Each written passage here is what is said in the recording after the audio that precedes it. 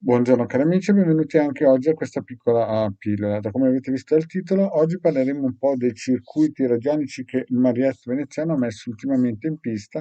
Stamattina ho parlato del circuito di Plutone, che come ho detto è un circuito da usare estremamente in modo delicato, proprio perché fa un'introspezione dentro di noi e praticamente una trasformazione in modo molto importante. Poi ho parlato del circuito ad esempio, di Venere, no? Ho parlato del circuito di Giove, ho parlato di tanti bei circuiti di Mercurio, del Sole. È chiaro, ad esempio, quello di Mercurio è dato soprattutto a quelle persone che vogliono studiare, che magari stanno andando al liceo, all'università e vogliono affrontare meglio, come si suol dire, le proprie lezioni. Però vi ricordo anche prima di iscrivervi al canale YouTube di Ildegarra, al canale YouTube della vostra Marietta Veneziana. Vi ricordo che questa sera, che è mercoledì, abbiamo alle 21 il Marietta Veneziano con le sibille interattive che vi aspetto.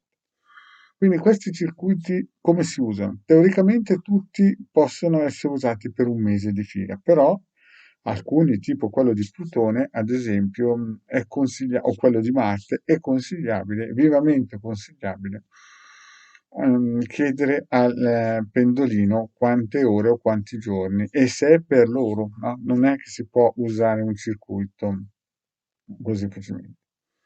Bene, cari amici, questa pillola è solo per rinfrescarvi che questa sera alle 21 c'è il Marietto veneziano con le sibille interattive, vi aspetto in tanti e vi ricordo che nel sito capitano.artervista.org abbiamo la bellezza di 20 ebook perché vedo molti su Facebook che dicono e le spiegazioni, cari miei, le spiegazioni sono o sul sito del capitano.artervista.org e qui sotto c'è il link in descrizione oppure nelle pillole, il vostro maretto iniziale, ho fatto più di 60 pillole solamente per lezione radionica e radiostesia basic, in più 1200 pillole extra sulla magia, esoterismo, circuiti, come si suol dire, propiziatori, riti propiziatori e quant'altro. Bene, cari amici, grazie di avermi ascoltato, vi aspetto tutti mercoledì alle 21 nel canale vostro Maretto Veneziano.